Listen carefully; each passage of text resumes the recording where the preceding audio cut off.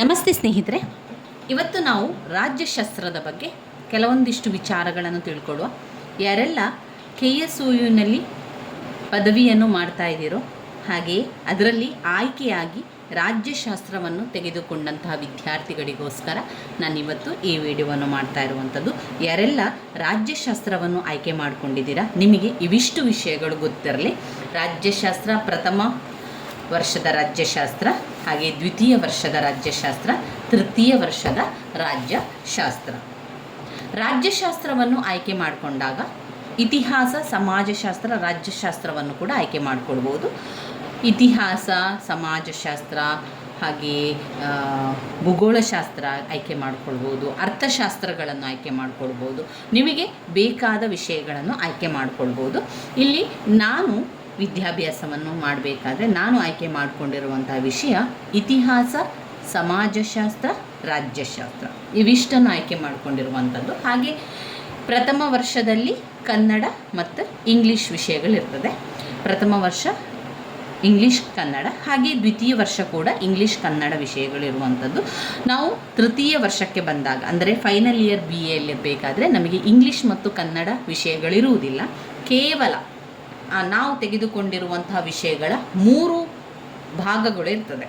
ಈಗ ಉದಾಹರಣೆಗೆ ನಾವೀಗ ರಾಜ್ಯಶಾಸ್ತ್ರವನ್ನು ಆಯ್ಕೆ ಮಾಡಿಕೊಂಡ್ರೆ ಕೋರ್ಸ್ 3, ಕೋರ್ಸ್ 4, ಕೋರ್ಸ್ 5 ರಾಜ್ಯಶಾಸ್ತ್ರದಿಂದ, ಕೋರ್ಸ್ 3, 4, 5 ಇತಿಹಾಸದಿಂದ, ಕೋರ್ಸ್ 3, 4, 5 ಸಮಾಜಶಾಸ್ತ್ರದಿಂದ. ಹೀಗೆ ಈ 3 ವಿಷಯಗಳನ್ನು ನಾವು ಆಯ್ಕೆ ಮಾಡಿಕೊಂಡಾಗ ಆ 3 ವಿಷಯಗಳನ್ನು 3 ವಿಭಾಗಗಳಾಗಿ ಮಾಡಿರ್ತಾರೆ. ಕೋರ್ಸ್ 3, ಕೋರ್ಸ್ 4, ಕೋರ್ಸ್ 5 ಅಂತ 3 ವಿಭಾಗಗಳನ್ನು ಮಾಡಿ ಒಂದೊಂದು ವಿಷಯದಲ್ಲೂ ಕೂಡ 3 ಪರೀಕ್ಷೆಗಳಿರುವಂಥದ್ದು. ಅದೇ ರೀತಿ ನಮಗೆ 3 ವಿಷಯಗಳಿಂದ 9 ಪರೀಕ್ಷೆ, ಒಟ್ಟು 3 ಮತ್ತು 3. ಕೋರ್ಸ್ 3, ಕೋರ್ಸ್ 4, ಕೋರ್ಸ್ 5ರಿಂದ 3 ವಿಷಯಗಳು ಪರೀಕ್ಷೆಗಳು, ಒಟ್ಟು 9 ಪರೀಕ್ಷೆಗಳನ್ನು ನಾವು ತೃತೀಯ ವರ್ಷ BAಗೆ ಬಂದಾಗ ಬರೀಲಿಕ್ಕೆ ಇರುವಂಥದ್ದು. ಈ ತೃತೀಯ ವರ್ಷಕ್ಕೆ BAಗೆ ಬಂದಾಗ ನಮಗೇನಾಗ್ತದೆ ಅಂದರೆ 9 ವಿಷಯಗಳಿರ್ತದೆ. ಅದರ ಜೊತೆಗೆ ಅವರೇನು ಮಾಡ್ತಾರೆ, ಪರೀಕ್ಷೆಗೆ ನಡುವಿನಲ್ಲಿ ರಜೆ ಕೂಡ ಇರೋದಿಲ್ಲ. ಅವರು ಎಲ್ಲವನ್ನು ಕೂಡ ಒಂದಾದ್ರ ನಂತರ ಪರೀಕ್ಷೆಗಳನ್ನು ಇಟ್ಟಿರ್ತಾರೆ.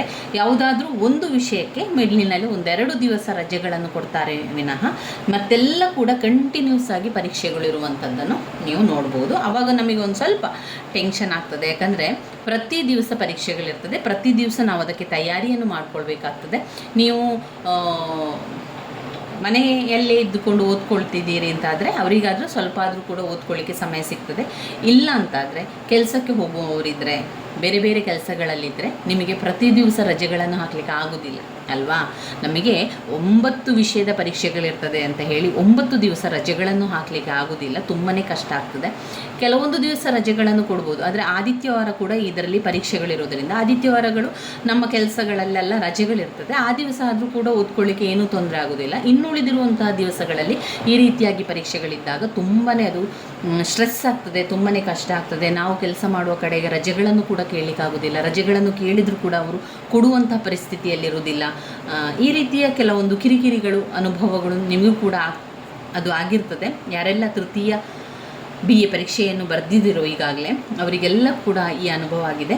ಇನ್ನು ನೀವು ತೃತೀಯ BAಗೆ ಬರಬೇಕಷ್ಟೇ ಅಂತಾದವರಿಗೆ ಇದು ಇನ್ನು ನಿಮಗೆ ಆ ಒಂದು ಅನುಭವ ಆಗ್ತದೆ. ಕೆಲವೊಂದು ಕಡೆಗಳಲ್ಲಿ ನಿಮ್ಮ ಕೆಲಸಗಳಲ್ಲಿ ರಜೆಗಳನ್ನು ಕೊಡಲಿಕ್ಕೆ ಏನೂ ತೊಂದರೆ ಇರೋದಿಲ್ಲ, ಆರಾಮದಲ್ಲಿ ರಜೆಗಳನ್ನು ಹಾಕ್ಕೊಳ್ಳಿಕ್ಕಾಗ್ತದೆ. ಇನ್ನು ಕೆಲವು ಕಡೆ ತುಂಬಾ ಅವರು ಸ್ಟ್ರಿಕ್ಟ್ ಇರ್ತಾರೆ, ರಜೆಗಳನ್ನು ಕೊಡಲಿಕ್ಕೆ ಕಿರಿಕಿರಿಯನ್ನು ಮಾಡ್ತಾ ಇರ್ತಾರೆ. ಅವಾಗೇನಾಗ್ತದೆ ಅಂದರೆ ಪರೀಕ್ಷೆಯ ಜೊತೆಗೆ ನಮಗೆ ಈ ಸ್ಟ್ರೆಸ್ ಕೂಡ ಇರ್ತದೆ, ರಜೆ ಸಿಗ್ತಾ ಇಲ್ಲ, ಓದ್ಕೊಳ್ಳಿಕ್ಕಾಗೋದಿಲ್ಲ. ಆವಾಗ ನಾವು ಕೆಲವೊಂದಷ್ಟು ತಯಾರಿಗಳನ್ನೆಲ್ಲ ನೀವು ಮಾಡ್ಕೊಳ್ಬೇಕಾಗ್ತದೆ. ಅದು ಪರೀಕ್ಷೆ ಹಿಂದಿನ ದಿವಸ ನೀವು ಮಾಡುವಂಥ ತಯಾರಿ ಅಲ್ಲ. ಇದನ್ನೇನು ಮಾಡಬೇಕು ಅಂತಾದರೆ ತೃತೀಯ BAಗೆ ಬಂದಾಗ ನೀವು ಆರಂಭದಲ್ಲಿ ನಿಮಗೆ ಪುಸ್ತಕಗಳು ಸಿಕ್ಕಿದ ತಕ್ಷಣ ನೀವು ಕೆಲವೊಂದು ತಯಾರಿಗಳನ್ನು ಮಾಡಿಟ್ಕೊಳ್ಬೇಕು. ನಾನು ಅದೇ ರೀತಿ ತಯಾರಿಯನ್ನು ಮಾಡಿ ಇಟ್ಕೊಂಡದ್ದು ಆದ ಕಾರಣ ಏನಾಯಿತು ಅಂದರೆ ಪರೀಕ್ಷೆ ಸಮಯದಲ್ಲಿ ಏನೂ ಅಷ್ಟೇನೂ ಟೆನ್ಷನ್ ಆಗಿರಲಿಲ್ಲ. ಹಾಗೆ ಪರೀಕ್ಷೆ ಕೂಡ ಚೆನ್ನಾಗಿ ಮಾಡಲಿಕ್ಕೆ ಸಹಾಯ ಆಯಿತು. ಯಾವ ರೀತಿಯ ತಯಾರಿಯನ್ನು ಮಾಡಿಕೊಂಡೆ ಎನ್ನುವಂಥದ್ದನ್ನೆಲ್ಲ ನಾನು ನಿಮಗೆ ಮುಂದಿನ ಸಲ ಎಲ್ಲವನ್ನೂ ಕೂಡ ತಿಳಿಸ್ಕೊಡ್ತೇನೆ. ಆ ತಯಾರಿ ಯಾವ ರೀತಿ ಇರಬೇಕು, ಯಾವ ರೀತಿ ಪರೀಕ್ಷೆಗೆ ತಯಾರಿಯನ್ನು ಮಾಡಿಕೊಳ್ಳುವಂಥದ್ದು, ಯಾವ ರೀತಿ ನಾವು ಯಾವುದೇ ಚಿಂತೆ ಇಲ್ಲದೆ, ಟೆನ್ಷನ್ ಇಲ್ಲದೆ, ಸ್ಟ್ರೆಸ್ ಫ್ರೀಯಾಗಿ ಪರೀಕ್ಷೆಗೆ ಯಾವ ರೀತಿ ಬರಿಬಹುದು ಎನ್ನುವಂಥದ್ದನ್ನು ನಾನು ನಿಮಗೆ ಮುಂದಿನ ವಿಡಿಯೋದಲ್ಲಿ ಅದನ್ನು ತಿಳಿಸ್ತೇನೆ. ಈಗ ಯಾರೆಲ್ಲ KSUನಲ್ಲಿ ಪ್ರಥಮ BAಯಲ್ಲಿದ್ದೀರೋ, ಪ್ರಥಮ BA ವಿದ್ಯಾರ್ಥಿಗಳಾಗಿದ್ದೀರೋ, ಈ ಮಾರ್ಚ್ ಏಪ್ರಿಲ್ ಮೇ ಪರೀಕ್ಷೆಗಳೆಲ್ಲ ಮುಗಿತಾ ಬಂತು. ಈಗ ಪರೀಕ್ಷೆಗಳೆಲ್ಲ ನೀವು ಬರೆದಿರ್ತೀರ. ಹಾಗೆ ರಾಜ್ಯಶಾಸ್ತ್ರದ ಬಗ್ಗೆ ನಿಮಗೀಗ ಸ್ವಲ್ಪ ಒಂದು ಅನುಭವ ಕೂಡ ಆಗಿದೆ. ಪರೀಕ್ಷೆಗಳನ್ನು ಬರೆದಿದ್ದೀರಾ. ಇನ್ನು ಕೆಲವರು ಇನ್ನು ಮುಂದಿನ ತಿಂಗಳುಗಳಲ್ಲಿ ಅಂದರೆ ಅಕ್ಟೋಬರ್ ನವಂಬರ್ ಅಥವಾ ನವಂಬರ್ ಡಿಸೆಂಬರಲ್ಲಿ ಬರುವಂತಹ ಪರೀಕ್ಷೆಗೆ ತಯಾರಿಯನ್ನು ಮಾಡ್ಕೊಳ್ತಾ ಇದ್ದೀರಾ. ಜೂನ್ ಜುಲೈ ಸೆಕ್ಷನ್ ಅವರಿಗೆ ಇನ್ನು ನೀವು ಅಕ್ಟೋಬರ್ ನವಂಬರ್ಗಳಲ್ಲಿ ಪರೀಕ್ಷೆಗಳು ಬರುವಂಥದ್ದು. ಹಾಗೆಯೇ ಆಮೇಲೆ ಮತ್ತೆ ಮಾರ್ಚ್ ಏಪ್ರಿಲ್ ಮೇ ಈ ರೀತಿಯಲ್ಲಿ ತಿಂಗಳುಗಳಲ್ಲಿ ಪರೀಕ್ಷೆಗಳಿರುವಂಥದ್ದು. ವರ್ಷಕ್ಕೆ 2 ಸಲ ಪರೀಕ್ಷೆಗಳಿದೆ. KSOU ವಿದ್ಯಾರ್ಥಿಗಳಾಗಿದ್ದರೆ ನಿಮಗೆ ವರ್ಷದಲ್ಲಿ 2 ಸಲ ಪರೀಕ್ಷೆಗಳಿರ್ತದೆ. ಒಂದು ಪರೀಕ್ಷೆ ಹೆಚ್ಚಾಗಿ ಅವರು ಮೇ ಜೂನ್ಗಳಲ್ಲಿ ಅಥವಾ ಏಪ್ರಿಲ್ ಮೇ, ಕೆಲವೊಮ್ಮೆ ಏಪ್ರಿಲ್ ಮೇ ಇರ್ತದೆ, ಕೆಲವೊಮ್ಮೆ ಮೇ ಜೂನ್ ಇರ್ತದೆ. ಅದು ಕೆಲವೊಮ್ಮೆ ಕಾರಣಾಂತರದಿಂದ ಕೆಲವೊಮ್ಮೆ ಬೇಗ ಪರೀಕ್ಷೆಗಳಿರ್ತದೆ, ಕೆಲವೊಮ್ಮೆ ಲೇಟಾಗಿ ಪರೀಕ್ಷೆಗಳಿರ್ತದೆ. ಹೆಚ್ಚಾಗಿ ನಾವು ನೆನಪಲ್ಲಿ ಇಟ್ಕೊಳ್ಬೇಕಾಗಿರುವಂಥದ್ದು ಏಪ್ರಿಲ್ ಮೇ ಜೂನ್ ಈ ರೀತಿಯ ತಿಂಗಳುಗಳಲ್ಲಿ ಪರೀಕ್ಷೆಗಳಿರುವಂಥದ್ದು. ಆ ಪರೀಕ್ಷೆಗಳು ಸಾಧಾರಣವಾಗಿ ನಮಗೆ ಪ್ರಥಮ ವರ್ಷದ BA ವಿದ್ಯಾರ್ಥಿಗಳಿಗೆ ಹಾಗೆ ದ್ವಿತೀಯ BA ವಿದ್ಯಾರ್ಥಿಗಳಿಗೆ ಏನಾಗಿರ್ತದೆ ಅಂದರೆ, ಒಂದು ಪರೀಕ್ಷೆ ಆದ ನಂತರ 1 ಅಥವಾ 2 ದಿವಸಗಳ ರಜೆ ಇರ್ತದೆ, ಅಥವಾ 3 ರಿಂದ 4 ದಿವಸಗಳ ರಜೆ ಇರ್ತದೆ. ನಾನು ಪರೀಕ್ಷೆಗೆ ಬರೀಬೇಕಾದ್ರೆ ಕೆಲವೊಂದು ವಿಷಯಕ್ಕೆ 4 ರಿಂದ 5 ರಜೆಗಳು ಕೂಡ ಇತ್ತು. ಕೆಲವೊಮ್ಮೆ ಅದನ್ನು ವ್ಯತ್ಯಾಸಗಳನ್ನು ಮಾಡ್ತಾರೆ. ಆದರೆ ಹೆಚ್ಚಾಗಿ ಒಂದು ಪರೀಕ್ಷೆ ಆದ ನಂತರ ಮತ್ತೊಂದು ಪರೀಕ್ಷೆಗೆ ಖಂಡಿತವಾಗಿಯೂ ಕೂಡ ಹೆಚ್ಚಾಗಿ ಅದರಲ್ಲಿ ರಜೆ ಇರ್ತಾ ಇತ್ತು. ಆದ ಕಾರಣ ಓದಲಿಕ್ಕೂ ಕೂಡ ತುಂಬಾ ಅನುಕೂಲ ಆಗ್ತಾ ಇತ್ತು. ಪ್ರಥಮ BA ವಿದ್ಯಾರ್ಥಿಗಳು ರಾಜ್ಯಶಾಸ್ತ್ರವನ್ನು ತಯಾರಿಯನ್ನು ಮಾಡಿಕೊಳ್ಬೇಕಾದ್ರೆ ಮುಖ್ಯವಾಗಿ ನೀವು ಗಮನಿಸಬೇಕಾಗಿರುವಂಥದ್ದು, ಪರೀಕ್ಷೆಗಳು ಯಾವಾಗ ಇದೆ ಅಂತ ನೋಡ್ಕೊಳ್ಳಿ. ನಿಮ್ಮ ಟೈಮ್ ಟೇಬಲ್ ಸಾಧಾರಣವಾಗಿ ಎಲ್ಲ ವರ್ಷಕ್ಕೂ ಕೂಡ ಅದೇ ರೀತಿಯ ವೇಳಾಪಟ್ಟಿಗಳಿರ್ತದೆ. ದಿವಸ ಬದಲಾವಣೆಗಳಿರ್ತದೆ, ತಿಂಗಳುಗಳು ಬದಲಾವಣೆಗಳಿರ್ತದೆ. ಆದರೆ ವೇಳಾಪಟ್ಟಿಯಲ್ಲಿ ಪರೀಕ್ಷೆಯ ಯಾವುದರ ನಂತರ ಯಾವುದು ಅಂತ ಒಂದು ಸೆಟ್ ಮಾಡಿರ್ತಾರೆ ನೋಡಿ. ಅದು ನನ್ನ ಅನುಭವದ ಪ್ರಕಾರ ಒಂದೇ ಲೆಕ್ಕದಲ್ಲಿ ಅವರು ಇಡುವಂಥದ್ದು. ಮೊದಲಿಗೆ ಕನ್ನಡ, ನಂತರ ಇಂಗ್ಲೀಷ್, ನಂತರ ಯಾವ ಸಬ್ಜೆಕ್ಟ್ ಇರ್ತದೆ ಆ ಸಬ್ಜೆಕ್ಟನ್ನು ಇಟ್ಟು ಅದೇ ರೀತಿಯಲ್ಲಿಯೇ ಪರೀಕ್ಷೆಗಳಿರುವಂಥದ್ದು. ಅಂದರೆ ನೀವು ಕಳೆದ ಬಾರಿಯ ವೇಳಾಪಟ್ಟಿಯನ್ನು ನೋಡಿಕೊಳ್ಳಿ. ಈಗ ನೀವು ಪರೀಕ್ಷೆಗಳು ಆರಂಭ ಮಾಡಿ ನೀವು ಇದು ತನಕ ಪರೀಕ್ಷೆಗೆ ಬರೀಲಿಲ್ಲ ಅಂತಾದವರು ನೀವೇನು ಮಾಡಿ, ನಿಮ್ಮ ವೇಳಾಪಟ್ಟಿ ಯಾವಾಗ ಅಂತ ನಮಗೆ ಗೊತ್ತಿರೋದಿಲ್ಲ. ಯಾಕಂದರೆ ನಮಗೆ ವೇಳಾಪಟ್ಟಿ ಅಂದರೆ ಪರೀಕ್ಷೆಯ ಟೈಮ್ ಟೇಬಲ್ ಕೊಡುವಂಥದ್ದು ಅವರು ಪರೀಕ್ಷೆಯ 1 ತಿಂಗಳ ಮೊದಲು ಅಥವಾ 1 ವಾರ ಮೊದಲು ಈ ರೀತಿಯೆಲ್ಲ ಅವರು ಯಾವಾಗ ಬೇಕಾದರೂ ಆ ಒಂದು ಟೈಮ್ ಟೇಬಲನ್ನು ಕೊಡ್ತಾರೆ. ಅದರಿಂದ ಮೊದಲೇ ನಾವು ತಯಾರಿಯನ್ನು ಮಾಡ್ಕೊಳ್ಬೇಕಾಗ್ತದಲ್ವ. ಅದಕ್ಕೋಸ್ಕರ ನೀವೇನು ಮಾಡಬೇಕು, ಹಳೆಯ ವರ್ಷದ ವೇಳಾಪಟ್ಟಿಯನ್ನೊಮ್ಮೆ ನೋಡ್ಕೊಳ್ಳಿ. ಅದೇ ರೀತಿಯಲ್ಲಿ ಹೆಚ್ಚಾಗಿರ್ತದೆ. ಅದರಿಂದ ನಿಮಗೆ ಒಂದು ಐಡಿಯಾ ಸಿಗ್ತದೆ ಅಲ್ವಾ, ಯಾವುದರ ನಂತರ ಯಾವ ಪರೀಕ್ಷೆ ಇದೆ ನೀವು ನೋಡ್ಕೊಳ್ಳಿ. ರಾಜ್ಯಶಾಸ್ತ್ರಕ್ಕೆ ಸಾಧಾರಣವಾಗಿ ಎಷ್ಟು ದಿವಸಗಳ ಕಾಲ ರಜೆಯನ್ನು ಕೊಟ್ಟಿದ್ದಾರೆ ಅಲ್ಲಿ, ಅಥವಾ ಎಷ್ಟು ದಿವಸ ರಜೆ ಇತ್ತು ಅಂತ ನಿಮಗೆ ನೋಡಿದರೆ ಒಂದು ರೀತಿಯ ಒಂದು ಐಡಿಯಾ ಸಿಗ್ತದೆ ನಿಮಗೆ ಓದ್ಕೊಳ್ಳಿಕ್ಕೂ ಕೂಡ. ಅದನ್ನು ನೋಡ್ಕೊಳ್ಳಿ. ಅದಾದ ಮೇಲೆ ನೀವು ನೋಡಬೇಕಾಗಿರುವಂಥದ್ದು ಹಳೆಯ ಪ್ರಶ್ನೆ ಪತ್ರಿಕೆ. ಹಳೆಯ ಪ್ರಶ್ನೆ ಪತ್ರಿಕೆಯಿಂದಲೇ ಕೊಡ್ತಾರಾ ಅಂತ ತುಂಬ ಜನ ಪ್ರಶ್ನೆಯನ್ನು ಕೇಳಿದ್ರು. ಹಳೆಯ ಪ್ರಶ್ನೆ ಪತ್ರಿಕೆಯಿಂದಲೇ ಪ್ರಶ್ನೆಗಳನ್ನು ಕೊಡುವಂಥದ್ದು ಅಂತಲ್ಲ. 2-3 ವರ್ಷದ ಹಳೆಯ ಪ್ರಶ್ನೆ ಪತ್ರಿಕೆಗಳನ್ನು ನಾವು ನೋಡಿಕೊಂಡ್ರೆ ನಮಗೆ ಅದರಲ್ಲಿ ಅದರ ಒಂದು ಐಡಿಯಾ ಸಿಗ್ತದೆ. ಹೇಗೆ ಅಂತ ಹೇಳಿದರೆ, ಪ್ರತಿ ಬಾರಿ ಯಾವುದು ರಿಪೀಟಾಗಿ ಪ್ರಶ್ನೆಗಳು ಕೊಟ್ಟಿರ್ತಾರೆ ನೋಡಿ, ಆ ಪ್ರಶ್ನೆಗಳು ವೇರೆ ಇಂಪಾರ್ಟೆಂಟ್ ಆಗಿರುವಂಥ ಪ್ರಶ್ನೆಗಳು. ಯಾಕೆಂದರೆ ಅವರು ಅದನ್ನು ಪದೇ ವರ್ಷನೂ ಕೊಡ್ತಾರೆ. ಆದರೆ ಅಂಕಗಳ ಬದಲಾವಣೆಗಳಿರ್ತದೆ. ಕೆಲವೊಮ್ಮೆ 5 ಅಂಕದ ಪ್ರಶ್ನೆಯನ್ನು ಮತ್ತಿನ ಪರೀಕ್ಷೆಗೆ 10 ಅಂಕಕ್ಕೂ ಕೂಡ ಕೇಳ್ತಾರೆ, 10 ಅಂಕದ ಪರೀಕ್ಷೆ 15 ಅಂಕಕ್ಕೂ ಕೂಡ ಕೇಳ್ತಾರೆ. ಅದರಿಂದ ಕೆಲವೊಂದು ಪ್ರಶ್ನೆಗಳು ಪದೇ ಬಂದಿರುವಂಥ ವರ್ಷನೂ ಕೂಡ ಕೊಡುವಂತಹ ಪ್ರಶ್ನೆಗಳು ಅಂತ ನಮಗೆ ಗೊತ್ತಾಗ್ತದೆ. ಅದನ್ನು ನಾವು ಮೊದಲಿಗೆ ಆಯ್ಕೆ ಮಾಡಿ ಇಟ್ಕೊಳ್ಬೇಕು. ನಂತರ ಪಾಯಿಂಟ್ಸ್ ಬುಕ್ ಅಂತ ಮಾಡಿಕೊಂಡ್ರೆ ತುಂಬಾ ಒಳ್ಳೆಯದು. ನಾನು ಯಾವುದೇ ರೀತಿಯ ಪಾಯಿಂಟ್ಸ್ ಬುಕ್ಕನ್ನು ಮಾಡಿಕೊಳ್ಳಿಲ್ಲ. ನಾನು ಟೆಕ್ಸ್ಟ್ ಬುಕ್ಕಲ್ಲೇ ಈ ರೀತಿ ಗುರುತನ್ನು ಹಾಕ್ಕೊಂಡು ಟೆಕ್ಸ್ಟ್ ಬುಕ್ಕಲ್ಲಿಯೇ ಈ ರೀತಿಯ ಪ್ರಶ್ನೆಗಳನ್ನು ಬರ್ಕೊಂಡು ಅಲ್ಲಿಯೇ ಅಂಡರ್ಲೈನನ್ನು ಮಾಡಿಕೊಂಡು ಓದ್ಕೊಂಡಿರುವಂಥದ್ದು. ಟೆಕ್ಸ್ಟ್ ಬುಕ್ಕನ್ನು ಇಟ್ಕೊಂಡೇ ಓದ್ಕೊಂಡೆ. ಆರಂಭದಿಂದಲೂ ಕೂಡ ನಾನು ಅದೇ ರೀತಿ ಮಾಡಿರೋದ್ರಿಂದ ನನಗೆ ಅದೇ ರೀತಿಯಲ್ಲಿ ಸೆಟ್ ಆಯಿತು.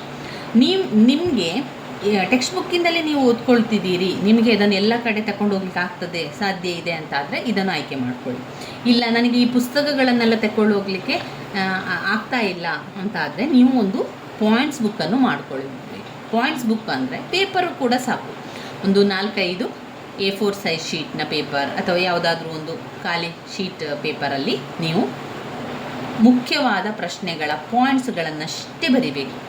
ನೀವು ಟ್ರಾವೆಲ್ ಮಾಡಬೇಕಾದ್ರೆ, ನೀವು ಕೆಲಸದಲ್ಲಿ ಫ್ರೀ ಇರಬೇಕಾದ್ರೆ, ನಿಮ್ಮ ಬಿಡುವಿನ ವೇಳೆಯಲ್ಲಿ ಆ ಪಾಯಿಂಟ್ಸ್ಗಳನ್ನು ಕಲ್ತುಕೊಳ್ಳಿ, ಆ ಪ್ರಶ್ನೆಗೆ ಆ ಪಾಯಿಂಟ್ಸ್ಗಳನ್ನು ಕಲ್ತುಕೊಳ್ಳಿ. ಈಗ ಉದಾಹರಣೆಗೆ ಪರಮಾಧಿಕಾರದ ಲಕ್ಷಣ ಅಂತ ಬರೀರಿ, ಅಲ್ಲಿ ಪಾಯಿಂಟ್ಸನ್ನು ಬರೀರಿ. ನಿರಂಕುಶತೆ, ಸರ್ವವ್ಯಾಪಕತೆ, ಶಾಶ್ವತತೆ, ಅವಿಭಾಜ್ಯತೆ, ಅವರ್ಗೀಯತೆ, ಏಕಮೇವತೆ, ಇಷ್ಟು ಪಾಯಿಂಟ್ಸನ್ನು ಮಾತ್ರ ಬರೆದ್ರೆ ಸಾಕು. ನೀವು ಅಲ್ಲಿ 6 ಪಾಯಿಂಟ್ಸ್ಗಳನ್ನು ಅಲ್ಲಿ ಬರೀರಿ ನಿಮ್ಮ ಪೇಪರಲ್ಲಿ. ಅದು ಅಷ್ಟೇ ನೋಡಿ, ಚಿಕ್ಕದಾಗಿ ನಿಮ್ಮ ಒಂದು ಪೇಪರಲ್ಲಿ ಅಷ್ಟನ್ನು ಬರೀರಿ. ಅದಾದ ನಂತರ ಮತ್ತೊಂದು ಪ್ರಶ್ನೆ, ಅದಾದ ನಂತರ ಮತ್ತೊಂದು ಪ್ರಶ್ನೆ. ಯಾವ ಪ್ರಶ್ನೆಯನ್ನು ಬರಿಬೇಕು ಅಂತ ನಾನು ಹೇಳಿದೆ, ಹಳೆಯ ಪ್ರಶ್ನೆ ಪತ್ರಿಕೆಯಲ್ಲಿ ರಿಪೀಟ್ ಆಗಿ ಬಂದಿರುವಂತಹ ಪ್ರಶ್ನೆಗಳ ಪಾಯಿಂಟ್ಸ್ಗಳನ್ನು ಆರಂಭದಲ್ಲಿ ಬರಿತಾ ಹೋಗಬೇಕು. ಬರಿತಾ ಪ್ರತಿ ದಿವಸ 2 ಪ್ರಶ್ನೆ ಆದರೂ ಕೂಡ ಬರೆದ್ರೆ ಸಾಕು. ನೀವು ಇವತ್ತು 2 ಪ್ರಶ್ನೆಯನ್ನು ಬರೀರಿ, ನಾಳೆ ಮರುದಿವಸ ನೀವು ಕೆಲಸಕ್ಕೆ ಹೋಗುವಂಥ ಸಮಯದಲ್ಲಿ ನೀವು ಪ್ರಯಾಣ ಮಾಡ್ತಾ ಇರುವಾಗ ಅದನ್ನು ತೆಗೆದು ಓಪನ್ ಮಾಡಿ ಓದ್ಕೊಳ್ಳಿ. ಇನ್ನು ನಿಮ್ಮ ಊಟದ ಸಮಯದಲ್ಲಿ ಸ್ವಲ್ಪ ಫ್ರೀ ಇದ್ದರೆ ಅದನ್ನು ಓಪನ್ ಮಾಡಿ ಓದ್ಕೊಳ್ಳಿ. ಇದೇ ರೀತಿ ನಿಮ್ಮ ಸಮಯವನ್ನು ನೀವು ಅಡ್ಜಸ್ಟ್ ಮಾಡ್ಕೊಳ್ತಾ ಓದಬೇಕು. ಕೆಲವೊಮ್ಮೆ ನಮಗೆ ಅನ್ನಿಸ್ಬೋದು, ಎಲ್ಲ ಫ್ರೀ ಟೈಮಲ್ಲೆಲ್ಲ ನಾನು ಕೂತ್ಕೊಂಡು ಓದಬೇಕಾ, ನನಗೆ ಬೇರೆ ಫೋನ್ ಮಾಡಲಿಕ್ಕಿದೆ, ಬೇರೆಯವರ ಜೊತೆ ಮಾತಾಡಲಿಕ್ಕಿದೆ, ಇದನ್ನೆಲ್ಲ ನಾನು ಯಾವಾಗ ಮಾಡೋದು ಅಂತ ನಮಗೆ ಅನ್ನಿಸ್ತದೆ. ಯಾಕೆ? 3 ವರ್ಷ ಆದ ನಂತರ ಎಷ್ಟು ಕೂಡ ಫ್ರೀ ಇದೆ. ನಾವು 3 ವರ್ಷದಲ್ಲಿ ಪದವಿಯನ್ನು ಮುಗಿಸ್ಬೋದು. 3 ವರ್ಷ ಪದವಿ ಆದಮೇಲೆ ನಮ್ಮ ಕೈಯಲ್ಲಿ ಪದವಿ ಇರ್ತದೆ, ನಮಗೆ ಬೇಕಾದ ಕೆಲಸಗಳನ್ನು ಆಯ್ಕೆ ಮಾಡ್ಕೊಳ್ಬೋದು, ನಾವು ಬೇಕಾದ ಲೈನ್ಗಳಿಗೆ ಹೋಗ್ಬೋದು ಅಲ್ವಾ. ಆವಾಗ ನಮಗೇನಾಗ್ತದೆ, ನಾವು ಕಲ್ತಿದ್ದೇವೆ, ವಿದ್ಯಾಭ್ಯಾಸವನ್ನು ಮಾಡಿದ್ದೇವೆ, ಆವಾಗ ನಮಗೆ ಬೇಕಾದ ಒಂದು ಉದ್ಯೋಗದ ಕಡೆಗೆ ನಾವು ಗಮನವನ್ನು ಕೂಡ ಹರಿಸ್ಬೋದು. ಈ ರೀತಿಯಾಗಿ ಮಾಡಿಕೊಳ್ಬೇಕು. ಇನ್ನು ತುಂಬ ಜನ ಪ್ರಶ್ನೆ ಕೇಳಿದ್ರಿ, BA ಮಾಡೋದು ವೇಸ್ಟ್ ಅಂತ ತುಂಬ ಜನ ಹೇಳ್ತಾ ಇದ್ದಾರೆ. BA ಮಾಡಿದರೆ ಏನೂ ಉಪಯೋಗ ಇಲ್ಲ, BA ಮಾಡಿದರೆ ಏನೂ ಕೆಲಸ ಸಿಗೋದಿಲ್ಲ ಅಂತ ಹೇಳ್ತಾ ಇದ್ರು. ಏನು ಮಾಡೋದು ಅಂತ ಕೇಳ್ತಾ ಇದ್ದೆ.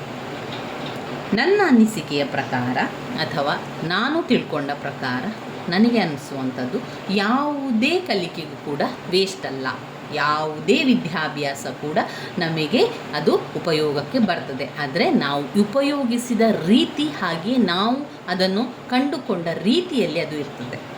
ನಾವು ಅದಕ್ಕೆ ಯಾವುದೇ ವಿಷಯವನ್ನು ನಾವು ಕಲಿತರೂ ಕೂಡ ಅದಕ್ಕೆ ಅದರದೇ ಆದ ಒಂದು ಸ್ಥಾನ ಇದೆ, ಅದಕ್ಕೆ ಅದರದೇ ಆದ ಒಂದು ಶ್ರೇಷ್ಠತೆ ಇದೆ, ಅದಕ್ಕೆ ಅದರದೇ ಆದ ಒಂದು ಯೋಗ್ಯತೆ ಕೂಡ ಇರ್ತದೆ.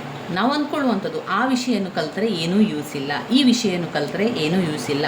ಒಬ್ಬರಿಗೆ ಯಾವೊಂದು ವಿಷಯವನ್ನು ಕಲಿತಂಥ ಒಬ್ಬರಿಗೆ ಕೆಲಸ ಸಿಕ್ಕದ ಕೂಡಲೇ ನಾವೇನು ಅಂದ್ಕೊಳ್ತೇವೆ, ಆ ವಿಷಯದಲ್ಲಿ ಯಾರಿಗೂ ಕೂಡ ಕೆಲಸ ಇಲ್ಲ ಅಂತ ನಾವು ಅಂದ್ಕೊಳ್ಳುವಂಥದ್ದು. ಅದು ತಪ್ಪು. ನಾವು ನಮ್ಮ ಮೇಲೆ ನಂಬಿಕೆ ಇಟ್ಟುಕೊಂಡು, ನಮ್ಮ ಮೇಲೆ ನಮಗೆ ನಂಬಿಕೆ ಇರಬೇಕು. 4 ಜನ ಹೇಳ್ತಾರೆ ಅಥವಾ ಅವ್ರು ಹೇಳ್ತಾರೆ, ಇವ್ರು ಹೇಳ್ತಾರೆ ಅಂತ ನಾವು ಕೇಳ್ತಾ ಕೂತ್ಕೊಂಡ್ರೆ ಅವ್ರು ಹೇಳಿರುವಂಥದ್ದನ್ನೇ ನಾವು ಕಲಿತರೂ ಕೂಡ ನಮಗೆ ಕೆಲಸ ಉದ್ಯೋಗ ಸಿಗದೇ ಇರ್ಬೋದು ಅಲ್ವಾ. ನಾವು ಈಗ BA ಮಾಡ್ತಾ ಇದ್ದೇವೆ, ನಮ್ಮ ಮೇಲೆ ನಮಗೆ ನಂಬಿಕೆ ಇರಬೇಕು. ಮೊದಲಿಗೆ ನಾವು ಅಂದ್ಕೊಳ್ಬೇಕಾಗಿರುವಂಥದ್ದು, ಇಲ್ಲ ನಾನು ಸಾಧಿಸ್ತೇನೆ, ನನಗೆ ಎಲ್ಲವೂ ಸಾಧ್ಯ, ನಾನು ಪದವಿಯನ್ನು ಪಡ್ಕೊಳ್ತೇನೆ, ಅದರ ಜೊತೆಗೆ ಒಂದು ಒಳ್ಳೆಯ ಉದ್ಯೋಗವನ್ನು ಕೂಡ ಪಡ್ಕೊಳ್ತೇನೆ ಅನ್ನುವಂಥದ್ದು.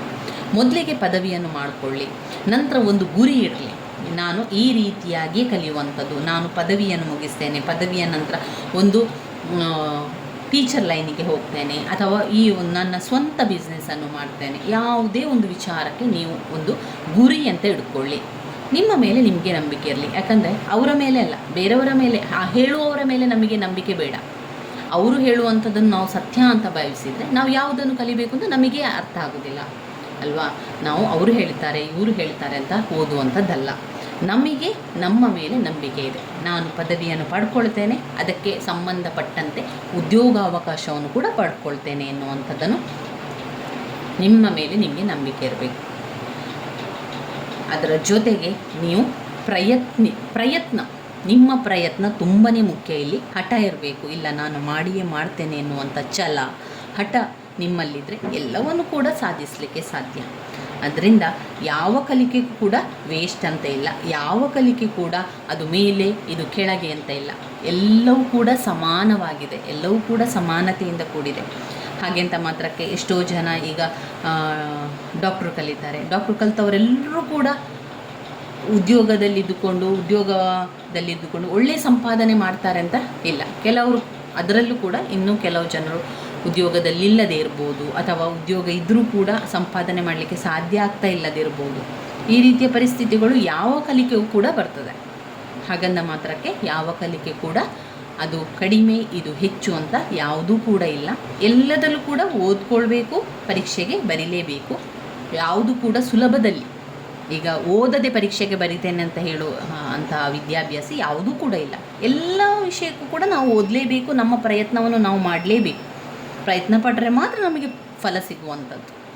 ಯಾವ BA ವಿದ್ಯಾಭ್ಯಾಸವನ್ನು ಮಾಡಿದರೂ ಕೂಡ ಓದ್ಕೊಳ್ಬೇಕು, BCom ಮಾಡಿದರೂ ಕೂಡ ಓದ್ಕೊಳ್ಬೇಕು, BSc ಮಾಡಿದರೂ ಕೂಡ ನಾವು ಓದ್ಕೊಳ್ಬೇಕು ಅಲ್ವಾ. ಸುಲಭದಲ್ಲಿ ಯಾವುದಾದ್ರೂ ಪರೀಕ್ಷೆ ಬರಲಿಕ್ಕೆ ಸಾಧ್ಯ ಇದೆಯಾ? ಇಲ್ಲ ಅಲ್ವಾ. ನಮ್ಮ ಪ್ರಯತ್ನವನ್ನು ನಾವು ಮಾಡಬೇಕು. ಪ್ರತಿಫಲ, ಅದರ ಫಲ ಎಲ್ಲ ಕೂಡ ನಂತರದ್ದು. ನಾವು ಕಷ್ಟಪಟ್ಟು ನಮ್ಮ ಪ್ರಯತ್ನವನ್ನು ನಾವು ಮಾಡಿದರೆ ಖಂಡಿತವಾಗಿಯೂ ಕೂಡ ಉತ್ತಮ ಫಲ ನಮಗೆ ಸಿಕ್ಕೇ ಸಿಗ್ತದೆ. ಅದು 100% ಸತ್ಯ. ಪ್ರಯತ್ನಿಸಬೇಕು. ಪ್ರಯತ್ನವೇ ಮಾಡದೆ ಅದು ಓದಿದರೆ ವೇಸ್ಟು, ಇದು ಓದಿದರೆ ನಮಗೆ ಉದ್ಯೋಗ ಇಲ್ಲ ಅಂತ ಅಂದ್ಕೊಳ್ಳುವಂಥದ್ದು ನಿಜವಾಗಿಯೂ ಕೂಡ ತಪ್ಪು. ಯಾರೇ ಅದನ್ನು ಆ ರೀತಿ ಹೇಳಿದರೂ ಕೂಡ ಅದನ್ನು ನಿಮ್ಮ ತಲೆಗೆ ಹಾಕಿಕೊಳ್ಳದೆ ನಮ್ಮ ಪ್ರಯತ್ನವನ್ನು ನಾವು ಮಾಡ್ತಾ ಇದ್ರೆ ಆಯಿತು. ಅದು ವೇಸ್ಟು ಅಂತ ಹೇಳಿದರೆ ಸರಿ, ನಿಮ್ಮ ದೃಷ್ಟಿಯಲ್ಲಿ ಅದು ನಿಮಗೆ ವೇಸ್ಟ್ ಅಂತ ಅಂದ್ಕೊಳ್ಬೋದು. ಆದರೆ ನನ್ನ ದೃಷ್ಟಿಯಲ್ಲಿ ಅದು ವೇಸ್ಟ್ ಅಲ್ಲ. ಅದು ಕೂಡ ಒಂದು ವಿದ್ಯೆ, ಅದು ಕೂಡ ಒಂದು ಪದವಿಯಾಗಿರೋದ್ರಿಂದ ಯಾವುದು ಕೂಡ ಶ್ರೇಷ್ಠ, ಯಾವುದು ಕೂಡ ಕೀಳು ಅಂತ ಇಲ್ಲ ಅಂತ ನಾವು ಹೇಳಬೇಕಾಗಿರುವಂಥದ್ದು. ಈ ವಿಷಯದಲ್ಲಿ ಯಾರಿಗೂ ಅರ್ಥ ಮಾಡಿಸಬೇಕು ಅಂತ ಏನೂ ಇಲ್ಲ. ಅವರು ಹೇಳುವಂಥದ್ದು ಅವರವರ ನಂಬಿಕೆ ಅವರವರಿಗೆ ಬಿಟ್ಟದ್ದು ಅಲ್ವಾ. ಅವರವರ ನಂಬಿಕೆ ಅವರವರಿಗೆ. ಆದ ಕಾರಣ ನಾನು ಹೇಳುವಂಥದ್ದು, ನಾವೀಗ ಪದವಿಗೆ ಸೇರಿದ್ದೇವೆ. ಯಾರೆಲ್ಲ KSOUನಲ್ಲಿ ಪದವಿಗೆ ಸೇರಿದಿರೋ ನೀವು ನಿಮ್ಮ ಓದಿನ ಕಡೆಗೆ ಗಮನವನ್ನು ಕೊಡಿ. ಪ್ರತಿ ದಿವಸ ನಿಮ್ಮ ದಿನಚರಿಯನ್ನು ಸೆಟ್ ಮಾಡಿಕೊಳ್ಳಿ. 1 ಗಂಟೆಗಳ ಕಾಲ ಆದರೂ ಕೂಡ ನಮ್ಮ ಪದವಿಗೋಸ್ಕರ ನಾವು ಮೀಸಲಿಡಬೇಕು. ಪ್ರತಿ ದಿವಸ 1 ಗಂಟೆ, ಸಂಜೆ ಹೊತ್ತಿನಲ್ಲಿ, ರಾತ್ರಿ ಹೊತ್ತಿನಲ್ಲಿ, ಯಾವಾಗಾದರೂ ಕೂಡ ಸರಿಯೇ, ಅಥವಾ ಬೆಳಗಿನ ಜಾವ 1 ಗಂಟೆ ಆದರೂ ಕೂಡ ಸರಿಯೇ, ನೀವು ಅದಕ್ಕೋಸ್ಕರ ಮೀಸಲಿಡಬೇಕು. ಇಲ್ಲಿ ಪ್ರಯತ್ನ ಮಾಡಲೇಬೇಕು. ಸುಲಭದಲ್ಲಿ ಹೋಗಿ ನಾನು ಓದದೆ ಹೋಗಿ ಪರೀಕ್ಷೆ ಬರೆದು ಪಾಸ್ ಆಗ್ತೇನೆ ಅಂದ್ಕೊಂಡ್ರೆ ಅದು ತಪ್ಪು. ಆ ರೀತಿ ಮಾಡಲಿಕ್ಕೆ ಸಾಧ್ಯ ಇಲ್ಲ. ಇಲ್ಲಿ ನಾವು ಓದ್ಕೊಳ್ಬೇಕು. ಇಲ್ಲಿ ತರಗತಿಗಳಿಗೆ ಹೋಗಲಿಕ್ಕೆ ಇಲ್ಲದಿರ್ಬೋದು, ತರಗತಿಗೆ ಹೋಗಲಿಕ್ಕಿಲ್ಲ, ಆದರೆ ಪರೀಕ್ಷೆಗೆ ಹೋಗಬೇಕು. ಪರೀಕ್ಷೆಗೆ ಹೋಗಿ ಪರೀಕ್ಷೆಗೆ ಬರೆದು ಅಲ್ಲಿ ನಂತರ ಪಾಸಾಗಿ ನಮಗೆ ಪದವಿ ಸಿಗುವಂಥದ್ದು. ಆದ್ದರಿಂದ ನಮ್ಮ ತಯಾರಿಯನ್ನು ನಾವು ಆರಂಭದಿಂದ ಮಾಡಿಕೊಳ್ಳುವ. ಯಾರೆಲ್ಲ ಈಗ ಸೇರಿಕೊಂಡಿದ್ದೀರೋ ಇನ್ನು ಮುಂದಿನ ಪರೀಕ್ಷೆಗೆ ನಾವು ತಯಾರಿಯನ್ನು ಮಾಡಿಕೊಳ್ಳುವಂಥದ್ದು. ರಾಜ್ಯಶಾಸ್ತ್ರ ಆಯ್ಕೆ ಮಾಡಿಕೊಂಡವರಿಗೆ ನಾನು ಯಾವ ರೀತಿ ಓದ್ಕೊಳ್ಬೇಕು ಅಂತ ಹೇಳ್ತಾ ಹೋಗ್ತೇನೆ. ಯಾವುದಾದ್ರೂ ಒಂದು ವಿಷಯವನ್ನು ಮೊದಲಿಗೆ ಮುಗಿಸಿ ನಂತರ ಬೇರೆ ವಿಷಯ ಕಡೆ ಕೂಡ ಹೋಗುವ. ರಾಜ್ಯಶಾಸ್ತ್ರ ಪ್ರಥಮ BA ರಾಜ್ಯಶಾಸ್ತ್ರದವರಿಗೂ ಕೂಡ ನಾನು ಮುಖ್ಯವಾದ ಪ್ರಶ್ನೆಗಳು ಯಾವುದಿದೆ ಅಂತ ಹೇಳ್ತೇನೆ. ಅದರ ಜೊತೆಗೆ ಅದರ ಪಾಠವನ್ನು ಕೂಡ ಮಾಡ್ತಾ ಹೋಗ್ತೇನೆ. ಹಾಗೆ ದ್ವಿತೀಯ BA ರಾಜ್ಯಶಾಸ್ತ್ರದಲ್ಲೂ ಕೂಡ ಹಾಗೆ ಯಾವುದನ್ನು ಓದ್ಕೊಳ್ಬೇಕು, ಯಾವುದು ಮುಖ್ಯವಾದ ವಿಚಾರಗಳು ಎನ್ನುವಂಥದ್ದು ಕೂಡ ನಿಮಗೆ ನಾನು ತಿಳಿಸ್ಕೊಡ್ತೇನೆ. ಅದಾದ ಮೇಲೆ ತೃತೀಯ BA ರಾಜ್ಯಶಾಸ್ತ್ರದಲ್ಲಿ 3 ಪುಸ್ತಕಗಳಿದೆ. Course 3, course 4, course 5. ಆ 3 ಕೋರ್ಸುಗಳ ಪಾಠಗಳನ್ನೆಲ್ಲ ನಿಮಗೆ ನಾನು ಮಾಡ್ತಾ ಹೋಗ್ತೇನೆ. ಪ್ರತಿಯೊಂದು ವಿಷಯವನ್ನು ತಗೊಂಡು ಎಲ್ಲವನ್ನು ಕೂಡ ನಾವು ಮಿಕ್ಸ್ ಮಾಡುವ ಬದಲು ಈಗ ರಾಜ್ಯಶಾಸ್ತ್ರ ಮಾತ್ರ ನಾವು ಓದ್ತಾ ಹೋಗುವ. ಅದಾದ ನಂತರ ಅಗತ್ಯ ಇದ್ದಾಗ ಬೇರೆ ವಿಷಯಗಳ ಕಡೆಯೂ ಕೂಡ ಗಮನವನ್ನು ಕೊಡುವ ಸ್ನೇಹಿತರೆ. ಅದರಿಂದ ತಯಾರಿಯನ್ನು ಮಾಡಿಕೊಳ್ಬೇಕಾದ್ರೆ ನಿಮಗೆ ಮೊದಲಿಗೆ ಪುಸ್ತಕಗಳು ಸಿಗಬೇಕು. ನೀವು KSOUಗೆ ಜಾಯ್ನ್ ಆದರೆ ನಿಮಗೆ ಪುಸ್ತಕಗಳು ಕೊಡ್ತಾರೆ ಅವರು. ನಿಮ್ಮ KSOU ಸೆಂಟರಲ್ಲಿ, KSOU ಆಫೀಸಲ್ಲಿ ಅವರು ಎಲ್ಲಿ ಕೊಡ್ತಾರೆ ಅಲ್ಲಿಗೆ ಹೋಗಿ ನಿಮ್ಮ ಪುಸ್ತಕಗಳನ್ನು ತೆಗೆದುಕೊಂಡು ಬನ್ನಿ. ಅದಾದ ಮೇಲೆ ಸ್ಟೆಪ್ ಬೈ ಸ್ಟೆಪ್ ನಾನು ನಿಮಗೆ ಏನು ಮಾಡಬೇಕು ಅಂತ ಹೇಳ್ತಾ ಹೋಗ್ತೇನೆ. ಆರಂಭದಲ್ಲಿ ನಿಮ್ಮ ಕೆಲಸ ಇರುವಂಥದ್ದು ಅಸೈನ್ಮೆಂಟ್ ಬರೀಲಿಕ್ಕೆ. ಅಸೈನ್ಮೆಂಟ್ ಬರೆಯದೇ ಇದ್ದರೂ ಆಗ್ತದಾ ಅಂತ ಕೇಳಿದ್ರಿ. ಅಸೈನ್ಮೆಂಟ್ ಬರೆಯದಿದ್ದರೂ ಕೂಡ ಆಗ್ತದೆ. ಯಾಕಂದರೆ ಇಲ್ಲಿ ಅಸೈನ್ಮೆಂಟನ್ನು ಬರೆಯದೇ ಇದ್ದರೆ ಪನಿಷ್ಮೆಂಟ್ ಕೊಡುವಂಥದ್ದು, ಶಿಕ್ಷೆ ಕೊಡಲಿಕ್ಕೆ ಯಾರೂ ಕೂಡ ಇಲ್ಲ. ಇಲ್ಲಿ ನಮಗೆ ನಾವೇ ಶಿಕ್ಷಕರು, ನಮಗೆ ನಾವೇ ವಿದ್ಯಾರ್ಥಿಗಳು ಕೂಡ ಆಗಿರೋದ್ರಿಂದ ಇಲ್ಲಿ ನಾವೇ ಓದ್ಕೊಳ್ಬೇಕು, ನಾವೇ ಪರೀಕ್ಷೆಗೆ ಬರೀಬೇಕು, ನಾವೇ ಅಸೈನ್ಮೆಂಟನ್ನು ಬರೀಬೇಕು, ನಾವು ಅದಕ್ಕೆ ಅಂಕಗಳನ್ನು ಪಡ್ಕೊಳ್ಳುವಂಥದ್ದು. ನಾವು ಕಾಲೇಜುಗಳಿಗೆಲ್ಲ ಹೋದರೆ ಅಲ್ಲಿ ಅಸೈನ್ಮೆಂಟನ್ನು ಬರೆಯದಿದ್ದರೆ ಅಲ್ಲಿನ ಟೀಚರ್ಸ್ ನಮಗೆ ಪನಿಷ್ಮೆಂಟ್ ಕೊಡ್ತಾರೆ ಅಲ್ವಾ. ಯಾಕೆ ಅಸೈನ್ಮೆಂಟ್ ಬರೀಲಿಲ್ಲ, ಅಸೈನ್ಮೆಂಟ್ ಬರೆಯದೇ ಇದ್ದರೆ ಹೋಗು 10 ಸಲ ಬರಿ, ಇಲ್ಲದ್ರೆ ನೀವು ಈ ರೀತಿಯ ಪನಿಷ್ಮೆಂಟ್ ತಗೋ ಅಂತ ಹೇಳ್ತಾಯಿದ್ರು. ಆದರೆ ಇಲ್ಲಿ ನಮಗೆ ಯಾರೂ ಕೂಡ ಟೀಚರ್ಸ್ ಇಲ್ಲ, ಇಲ್ಲಿ ನಾವೇ ನಮಗೆ ಟೀಚರ್ಸ್. ಆದ ಕಾರಣ ನಾವೇನು ಮಾಡಬೇಕು, ಅಸೈನ್ಮೆಂಟ್ ಬರಿಬೇಕಾ ಬೇಡವಾ ಎನ್ನುವಂಥ ಪ್ರಶ್ನೆಗೆ ಅಸೈನ್ಮೆಂಟನ್ನು ಬರೆದ್ರೆ ನಿಮಗೆ ಅಂಕಗಳು ಸಿಗ್ತದೆ. ಈಗ ನಿಮಗೆ ನಿಮ್ಮ ಒಂದು ಪರೀಕ್ಷೆಗೆ ಇಲ್ಲಿ ನೋಡಿ 80 ಅಂಕದ ಪರೀಕ್ಷೆ, 80 ಅಂಕದ ಪರೀಕ್ಷೆ ನಾವು ಬರೆದು ಅಂಕವನ್ನು ಪಡ್ಕೊಳ್ಳುವಂಥದ್ದು. ಇನ್ನು ಉಳಿದ 20 ಅಂಕ ಎಲ್ಲಿದೆ? ಇನ್ನು ಉಳಿದ 20 ಅಂಕ ನಮಗೆ ಅಸೈನ್ಮೆಂಟಲ್ಲಿ ಸಿಗಬೇಕು. 20 ಅಂಕದಲ್ಲಿ 20 ಅಂಕವೇ ಕೊಡ್ತಾರಾ? ಇಲ್ಲ. ನಾವು ಎಷ್ಟು ಅಸೈನ್ಮೆಂಟಿಗೆ ಉತ್ತರವನ್ನು ಬರೆದಿದೆಯೋ ಅದರ ಮೇಲೆ ನಮಗೆ ಅಂಕಗಳು ಸಿಗ್ತದೆ. ಈಗ ನಾವು ಒಂದು ಕಡಿಮೆ ಅಂತ ಹೇಳಿದರೆ 4 ಪುಟ 5 ಪುಟದಷ್ಟು ಉತ್ತರವನ್ನು ಬರೆದ್ರೆ ನಿಮಗೆ 14 ಅಂಕ 15 ಅಂಕ ಕೊಡ್ತಾರೆ. 20ರಲ್ಲಿ 14 ಅಂಕ, 13ರಿಂದ ಅಂತ ಆರಂಭ ಅಂತ ಹಿಡ್ಕೊಳ್ಳುವ, 13 ಅಂಕ, 14 ಅಂಕ, ಅದು ನಿಮ್ಮ 5 ಪುಟಕ್ಕೆ 6 ಪುಟಕ್ಕೆ ಅಂತ ಯೋಚನೆ ಮಾಡುವ. ಇನ್ನು ನೀವು ಒಳ್ಳೆ ರೀತಿಯಲ್ಲಿ ಜಾಸ್ತಿ ಬರೆದಿದ್ದೀರಾ, ನೀವು ಸಾಧಾರಣವಾಗಿ 8 ಪುಟದಷ್ಟು 9 ಪುಟದಷ್ಟು ಬರೆದರೆ ನಿಮ್ಮ ಅಂಕಗಳು 16, 17 ತನಕ ಹೋಗ್ತದೆ. ಇನ್ನೂ ಹೆಚ್ಚಿನ ಪುಟದಷ್ಟು 10, 15, 15ಕ್ಕಿಂತ ಹೆಚ್ಚು ಅಥವಾ 10, 12 ಪುಟ, 13 ಪುಟ, 14 ಪುಟ ಎಲ್ಲ ಬರೆದರೆ ನಿಮಗೆ 18 ಅಂಕ 19 ಅಂಕ ಕೂಡ ಕೊಡ್ತಾರೆ. ಆದ್ದರಿಂದ ನಿಮ್ಮ ಅಸೈನ್ಮೆಂಟ್ ಪುಟ ಎಷ್ಟು ಆಗಿದೆ ಅದರ ಮೇಲೆ ನಿಮಗೆ ಅಂಕಗಳು ಸಿಗ್ತಾ ಹೋಗ್ತದೆ. ನನಗೂ ಕೂಡ ಅದೇ ರೀತಿ ಸಿಕ್ಕಿದೆ. ಯಾಕಂದರೆ ನಾನು ಕೆಲವೊಂದು ಸಮಯದಲ್ಲಿ ನನಗೆ ಬೇರೆ ಕೆಲಸಗಳಿದ್ದ ಸಮಯದಲ್ಲಿ ಅಸೈನ್ಮೆಂಟ್ ಬರೀಲಿಕ್ಕೆ ಸಮಯ ಇಲ್ಲದಂತಹ ಸಂದರ್ಭದಲ್ಲಿ ನಾನು 5 ಪುಟದಷ್ಟು ಕೂಡ ಅಸೈನ್ಮೆಂಟನ್ನು ಬರೆದಿದ್ದೆ. ಆ 5 ಪುಟದಷ್ಟು ಅಸೈನ್ಮೆಂಟನ್ನು ಬರೆಯುವಾಗ ನನಗೆ 14 ಅಂಕ ಕೊಟ್ಟಿದ್ದಾರೆ, ಮತ್ತೊಂದು ಅಸೈನ್ಮೆಂಟಿಗೆ 13 ಅಂಕ ಕೊಟ್ಟಿದ್ದಾರೆ, ಈ ರೀತಿಯಾಗಿ ಕೂಡ ಕೊಟ್ಟಿದ್ದಾರೆ. ನಂತರ ನನಗೆ ಸಮಯಾವಕಾಶ ಇದೆ, ನನಗೆ ರಜೆ ಇರುವಂಥ ಸಮಯದಲ್ಲಿ ನಾನು ಅಸೈನ್ಮೆಂಟನ್ನು ಬರೆದು ತುಂಬ ಪುಟದಷ್ಟು ಅಂದರೆ 12 ಪುಟದಷ್ಟು ಬರೆದಾಗ, 8 ಪುಟ 9 ಪುಟ ಬರೆದಾಗ 17 ಅಂಕ ಕೂಡ ಸಿಕ್ಕಿದೆ.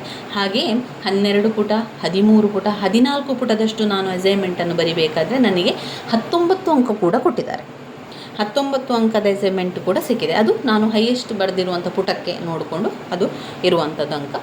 ಆದ್ದರಿಂದ ಈ 20 ಅಂಕದಲ್ಲಿ ನಮಗೆ ಎಷ್ಟು ಅಂಕ ಸಿಕ್ಕಿದ್ರೂ ಕೂಡ ನಮಗೆ ಈ ಅಂಕಗಳು ಲೆಕ್ಕಾಚಾರ ಮಾಡಬೇಕಾದ್ರೆ ಒಳ್ಳೆಯ ಅಂಕಗಳು ಸಿಗಲಿಕ್ಕೆ ಒಳ್ಳೆಯ ಸಹಾಯ ಆಗ್ತದೆ. ಅದರಿಂದ ಅಸೈನ್ಮೆಂಟ್ ಬರೆಯುವಂಥದ್ದು. ನೀವು ಅಸೈನ್ಮೆಂಟ್ ಬರೀಲಿಲ್ಲ ಅಂತಾದರೆ ಆ 20 ಅಂಕ ಯಾವುದೂ ಕೂಡ ಸಿಗೋದಿಲ್ಲ, 1 ಅಂಕ ಕೂಡ ನಿಮಗೆ ಸಿಗೋದಿಲ್ಲ. ನೀವು ಈ 80 ಅಂಕದಲ್ಲೇ ಪಾಸ್ ಅಂಕವನ್ನು ಪಡ್ಕೊಳ್ಬೇಕು. ನಮಗೆ ಒಟ್ಟು 100ರಲ್ಲಿ 35 ಅಂಕ ಸಿಗಲೇಬೇಕು. 35 ಅಂಕ ನಮಗೆ ಸಿಗಬೇಕು. 35 ಅಂಕ ಸಿಕ್ಕಿದರೆ ನೀವು ಪಾಸ್ ಅಂತ ಲೆಕ್ಕ. ನೀವು ಅಸೈನ್ಮೆಂಟನ್ನು ಬರೀಲಿಲ್ಲ ಅಂತಾದರೆ ನೀವು 80 ಅಂಕದಲ್ಲಿ 35 ಅಂಕ ಪಡಿಲೇಬೇಕು. 80 ಅಂಕದಲ್ಲಿ 35 ಅಂಕ ಪಡೆದ್ರೆ ಮಾತ್ರ ಪಾಸ್ ಆಗ್ತೀರಾ. ಒಂದು ವೇಳೆ ಈಗ ನೀವು ಅಸೈನ್ಮೆಂಟ್ ಬರೆದಿದ್ದೀರಿ, 80 ಅಂಕದಲ್ಲಿ 35 ಅಂಕ ಪಡೀಲಿಲ್ಲ ಅಂತಾದರೂ ನಮಗೆ ಅಸೈನ್ಮೆಂಟ್ ಮುಖಾಂತರ 10ರಿಂದ ಮೇಲೆ ಅಂಕಗಳು ಸಿಗ್ತದೆ ನೋಡಿ, ಆವಾಗ ನಾವು ಪಾಸ್ ಅಂಕ ನಮಗೆ ಸಿಗ್ತದೆ. ಒಂದು ವೇಳೆ ಅಸೈನ್ಮೆಂಟ್ ಬರೆಯದೇ ಇದ್ದರೆ ನೀವು ಬರೆಯುವವನಿಗೆಯಲ್ಲಿ ಕೂಡ ಅಂಕಗಳು ಕಡಿಮೆ ಇದ್ದರೆ ಪಾಸ್ ಆಗಲಿಕ್ಕೆ ತುಂಬಾ ಕಷ್ಟ ಆಗ್ತದೆ. ಆ ಕಾರಣದಿಂದಾಗಿ ಅಸೈನ್ಮೆಂಟ್ ಬರಿಬೇಕು ಅಂತ ಹೇಳುವಂಥದ್ದು. ಬರೆಯದೇ ಇದ್ದರೂ ಕೂಡ ತೊಂದರೆ ಇಲ್ಲ, ಆದರೆ ಆ ಪಾಸ್ ಆಗಬೇಕು ಅಂತಾದರೆ ನಾವು ಆ 80ರಲ್ಲಿ ಪಾಸ್ ಆಗುವಷ್ಟಾದರೂ ಕೂಡ ನಾವು ಬರಿಬೇಕಾಗ್ತದೆ. ಆದರೆ ಮಾತ್ರ ನಮಗೆ ಪಾಸ್ ಆಗಲಿಕ್ಕೆ ಸಾಧ್ಯ. ಆದ್ದರಿಂದ ಅಸೈನ್ಮೆಂಟ್ ಬರೆದ್ರೂ ಕೂಡ ಆಗ್ತದೆ, ಬರೆದ್ರೂ ಕೂಡ ಆಗ್ತದೆ. ಆದರೆ ಯಾರೂ ಕೂಡ ನಮಗೆ ಶಿಕ್ಷಿಸುವುದಿಲ್ಲ. ಆದರೆ ನಮಗೇನಾಗ್ತದೆ, ಅಲ್ಲಿ ಅಂಕಗಳು ಸಿಗುವುದಿಲ್ಲ. ಆ ಕಾರಣದಿಂದಾಗಿ ನಾನು ಹೇಳುವಂಥದ್ದು ಅಸೈನ್ಮೆಂಟ್ ಬರೆದ್ರೆ ಒಳ್ಳೆಯದು. ಇನ್ನು ಇದರಲ್ಲಿ ಪ್ರಶ್ನೆ ಪತ್ರಿಕೆಗಳು ನೋಡಿದರೆ ನಿಮಗೆ ನಾನು ಒಂದು ಹಳೆಯ ಪ್ರಶ್ನೆ ಪತ್ರಿಕೆಗಳನ್ನು ತೋರಿಸ್ತಾ ನಾನು ನಿಮಗೆ ತಿಳಿಸ್ತಾ ಹೋಗುವಂಥದ್ದು ಪಾಠಗಳನ್ನು ಮಾಡಬೇಕಾದ್ರೆ. ಈ ಪಾಠಗಳನ್ನೆಲ್ಲ ನೀವು ಓದಬೇಕಾದ್ರೆ ಒಂದು ದಿವಸ ನಾವು ಒಂದು ಮುಖ್ಯವಾದ ಪ್ರಶ್ನೆಯನ್ನು ಓದಿದ್ದೇವೆ ಅಂತಾದರೆ ಆ ವಿಡಿಯೋದ ಜೊತೆಗೆ ನೀವು ಪಾಯಿಂಟ್ಸ್ಗಳನ್ನು ಕಲಿಬೇಕು. ಆ ತಕ್ಷಣವೇ ಪಾಯಿಂಟ್ಸ್ಗಳನ್ನು ಕಲಿಬೇಕು.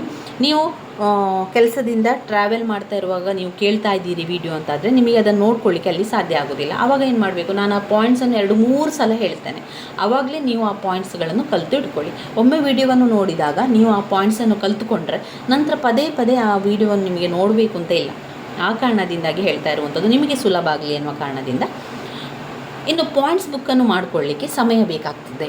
ಸಮಯ ಯಾವಾಗ ಬೇಕು, ಆ ವಿಡಿಯೋವನ್ನು ನೋಡ್ತಾ ಆ ಪಾಯಿಂಟ್ಸ್ಗಳು ಕೇಳ್ತಾ ಆ ಪಾಯಿಂಟ್ಸ್ಗಳನ್ನು ಬರಿಬೇಕು. ಅದು ಪಾಯಿಂಟ್ಸ್ ಬುಕ್ ಮಾಡಲಿಕ್ಕೆ ನಮಗೆ ಸಮಯ ಬೇಕು.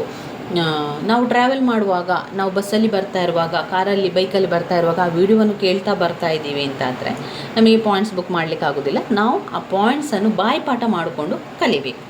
ಆವಾಗ ನಮಗೇನಾಗ್ತದೆ ಅಂದರೆ ಅದು ಸುಲಭ ಆಗ್ತದೆ, ನೆನಪಲ್ಲಿ ಕೂಡ ಉಳಿತದೆ. ಈ ರೀತಿಯಾಗಿ ಮಾಡ್ಕೊಳ್ಳಿ. ಪ್ರತಿಯೊಂದು ವಿಷಯವನ್ನು ಕೂಡ ನಾನು ನಿಮಗೆ ಪಾಠ ಮಾಡಿ ತಿಳಿಸ್ತೇನೆ. ಈಗಾಗಲೇ ಸಾಕಷ್ಟು ಹಳೆಯ ವಿಡಿಯೋಗಳಿದೆ. ರಾಜ್ಯಶಾಸ್ತ್ರದಲ್ಲಿ ಪ್ರಥಮ BA ರಾಜ್ಯಶಾಸ್ತ್ರ, ದ್ವಿತೀಯ BA ರಾಜ್ಯಶಾಸ್ತ್ರ, ತೃತೀಯ BA ರಾಜ್ಯಶಾಸ್ತ್ರದವರಿಗೂ ಕೂಡ ಸಾಕಷ್ಟು ಪಾಠಗಳನ್ನು ಮಾಡಿದ್ದೇನೆ. ಸಾಕಷ್ಟು ಮುಖ್ಯವಾದ ಪ್ರಶ್ನೆಗಳನ್ನು ಕೂಡ ಮಾಡಿದ್ದೇನೆ. ಇವತ್ತಿನಿಂದ ಆರಂಭದಿಂದ ಕೂಡ ನಿಮಗೆ ಪಾಠವನ್ನು ಮಾಡ್ತಾ ಹೋಗ್ತೇನೆ. ನಂತರ ಪರೀಕ್ಷೆ ಸಮಯದಲ್ಲಿ ನಮಗೆ ಎಲ್ಲವೂ ಕೂಡ ಅನುಕೂಲ ಆಗ್ತದೆ ಎನ್ನುವ ಕಾರಣದಿಂದ ಇವತ್ತಿನಿಂದಲೇ ಸ್ವಲ್ಪ ಒಂದೊಂದೇ ಪಾಠವನ್ನು ಮಾಡ್ತಾ ಹೋಗುವ. ಒಂದೊಂದೇ ಪಾಠ ಅಂತ ಹೇಳಿದರೆ ರಿಪೀಟ್ ಆಗಿ ಬಂದಿರುವಂಥ ಪ್ರಶ್ನೆಗಳನ್ನು ಆರಂಭದಲ್ಲಿ ಮಾಡ್ತಾ ಹೋಗುವ.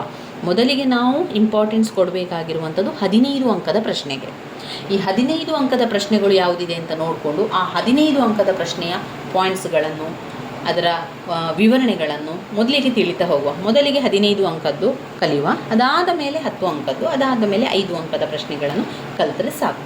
ನಾವು ರಾಜ್ಯಶಾಸ್ತ್ರವನ್ನು ಮೊದಲಿಗೆ ಕಲಿತಾ ಹೋಗುವ. ಯಾರೆಲ್ಲ ರಾಜ್ಯಶಾಸ್ತ್ರವನ್ನು ತಗೊಂಡಿದ್ದೀರೋ ರಾಜ್ಯಶಾಸ್ತ್ರದಲ್ಲಿ ಮೊದಲಿಗೆ ಅಭ್ಯಾಸವನ್ನು ಮಾಡಿಕೊಳ್ಳಿ. ಅದಾದಮೇಲೆ ತುಂಬ ಜನ ಕೇಳ್ತಾ ಇದ್ದೆ ಅರ್ಥಶಾಸ್ತ್ರವನ್ನು ಮಾಡ್ತೀರಾ ಅಂತ. ನಾನು ಅರ್ಥಶಾಸ್ತ್ರವನ್ನು ಆಯ್ಕೆ ಮಾಡಿಕೊಳ್ಳಿಲ್ಲ. ಒಂದು ಕಾರಣ, ನನಗೂ ಕೂಡ ಅರ್ಥಶಾಸ್ತ್ರ ಅರ್ಥ ಆಗೋದಿಲ್ಲ ಎನ್ನುವ ಕಾರಣದಿಂದಾಗಿ ನಾನು ಆಯ್ಕೆ ಮಾಡಿಕೊಳ್ಳಿಲ್ಲ. ಮತ್ತು ಮೊದಲಿನಿಂದಲೂ ಕೂಡ ಅರ್ಥಶಾಸ್ತ್ರ ಎನ್ನುವಂಥದ್ದು ನನ್ನ ಸ್ವಲ್ಪ ಕಷ್ಟದ ವಿಷಯ ಆಗಿರೋದ್ರಿಂದ ಅರ್ಥಶಾಸ್ತ್ರವನ್ನು ಆಯ್ಕೆ ಮಾಡಿಕೊಳ್ಳಿಲ್ಲ. ಅರ್ಥಶಾಸ್ತ್ರದಲ್ಲಿ ನನಗೆ ಆಸಕ್ತಿ ಇಲ್ಲದ ಕಾರಣ ನಾನು ಅದನ್ನು ಆಯ್ಕೆ ಮಾಡಿಕೊಳ್ಳಿಲ್ಲ. ಆ ಕಾರಣದಿಂದ ನಿಮಗೂ ಕೂಡ ನಾನು ಅದನ್ನು ಯಾವ ರೀತಿ ಹೇಳ್ಕೊಡ್ಲಿ, ನನಗೆ ಅದು ಕಷ್ಟದ ವಿಷಯ ಆದ್ದರಿಂದ ನಾನು ಅದನ್ನು ಆಯ್ಕೆ ಮಾಡಿಕೊಳ್ಳಲಿಲ್ಲ. ಅದರ ಮೇಲೆ ನೀವು ತುಂಬ ಜನ ಕೇಳ್ತಾ ಇದ್ದರೆ ಅರ್ಥಶಾಸ್ತ್ರವನ್ನು ಹೇಳ್ಕೊಡಿ ಅಂತ. ಅದನ್ನು ವಿವರಿಸಲಿಕ್ಕೆ ನನಗೆ ಸಾಧ್ಯ ಇಲ್ಲದ ಕಾರಣ ನಾನು ಅದನ್ನು ವಿವರಿಸ್ತಾ ಇಲ್ಲ. ಹಾಗೆ ನನಗೆ ಅದರ ಪುಸ್ತಕಗಳು ಕೂಡ ಇಲ್ಲ. ಒಂದು ವೇಳೆ ನಾನು ಪುಸ್ತಕಗಳು ಸಿಕ್ಕಿದರೆ ಅದನ್ನು ವಿವರಿಸಲಿಕ್ಕೆ ಪ್ರಯತ್ನಿಸ್ತೇನೆ. ವಿವರಿಸಲಿಕ್ಕೆ ಸಾಧ್ಯ ಆಗದಿದ್ದರೂ ಕೂಡ ಪಾಯಿಂಟ್ಸ್ಗಳನ್ನಾದರೂ ಹೇಳಲಿಕ್ಕೆ ಅಥವಾ ಪಾಯಿಂಟ್ಸ್ಗಳ ಮುಖಾಂತರ ನಿಮಗೆ ಅದನ್ನು ನಾನು ತಲುಪಿಸಲಿಕ್ಕೆ ಪ್ರಯತ್ನಿಸ್ತೇನೆ ಸ್ನೇಹಿತರೆ. ಇನ್ನು ಅರ್ಥಶಾಸ್ತ್ರದಲ್ಲೂ ಕೂಡ ನೀವು ಹಾಗೆ ಮಾಡಿ. ಹಳೆಯ ಪ್ರಶ್ನೆ ಪತ್ರಿಕೆಗಳನ್ನು ನೋಡಿಕೊಂಡು ಆಯ್ಕೆ ಮಾಡಿಕೊಳ್ಳಿ. ಹಳೆಯ ಪ್ರಶ್ನೆ ಪತ್ರಿಕೆಯಲ್ಲಿ ರಿಪೀಟ್ ಆಗಿ ಬಂದಿರುವಂಥ ಪ್ರಶ್ನೆಗಳನ್ನು ನಾನು ನಿಮಗೆ ತಿಳಿಸಿದ್ದೆ. ಪ್ರಥಮ BA ಅರ್ಥಶಾಸ್ತ್ರ, ದ್ವಿತೀಯ BA ಅರ್ಥಶಾಸ್ತ್ರವನ್ನು ನಾನು ಮಾಡಿದ್ದೇನೆ. ಅದೊಂದು ವಿಡಿಯೋ ಇದೆ, ಪ್ಲೇಲಿಸ್ಟಲ್ಲಿದೆ, ಅದು ನೋಡ್ಕೊಳ್ಳಿ. ನಿಮಗೆ ಅಷ್ಟಾದರೂ ಸ್ವಲ್ಪ ಅದರಿಂದ ಪ್ರಯೋಜನ ಆಗಲಿ ಎನ್ನುವ ಕಾರಣದಿಂದ. ಇನ್ನು ರಾಜ್ಯಶಾಸ್ತ್ರದ ಬಗ್ಗೆ ನಾವು ತಿಳ್ಕೊಳ್ತಾ ಹೋಗಬೇಕು. ರಾಜ್ಯಶಾಸ್ತ್ರದಲ್ಲಿ ಒಂದು ಪಾಠ ಪ್ರಥಮ ವರ್ಷ, ಮತ್ತೊಂದು ಪಾಠ ದ್ವಿತೀಯ ವರ್ಷದಿಂದ, ಮತ್ತೊಂದು ಪಾಠ ತೃತೀಯ ವರ್ಷದಿಂದ, ಇದೇ ರೀತಿಯಾಗಿ ನಾವು ನೋಡ್ತಾ ಹೋಗುವ, ಎಲ್ಲವನ್ನು ಕೂಡ ನೋಡ್ತಾ ಹೋಗುವ ಸ್ನೇಹಿತರೆ. ಆದಷ್ಟು ಮುಖ್ಯವಾದ ಪ್ರಶ್ನೆಗಳನ್ನು ನೋಡ್ತಾ ಹೋದರೆ ನಿಮಗೆ ಎಲ್ಲ ಪ್ರಶ್ನೆ ಕೂಡ ಉತ್ತರವನ್ನು ಬರೀಲಿಕ್ಕೆ ಸಾಧ್ಯ ಆಗ್ತದೆ. ಹಾಗೆ ನಿಮಗೆ ಕೂಡ ಪದವಿ ಸಿಗಲಿಕ್ಕೆ ಅನುಕೂಲ ಆಗ್ತದೆ. ನನ್ನ ವೀಡಿಯೋಸ್ ಎಲ್ಲ ನಿಮಗೆ ಇಷ್ಟ ಆಗ್ತಾ ಇದ್ದರೆ ಲೈಕ್ ಕೊಡಿ, ಶೇರ್ ಮಾಡಿ, ಸಬ್ಸ್ಕ್ರೈಬ್ ಮಾಡಲಿಕ್ಕೆ ಮರಿಬೇಡಿ ಸ್ನೇಹಿತರೆ. ಧನ್ಯವಾದಗಳು.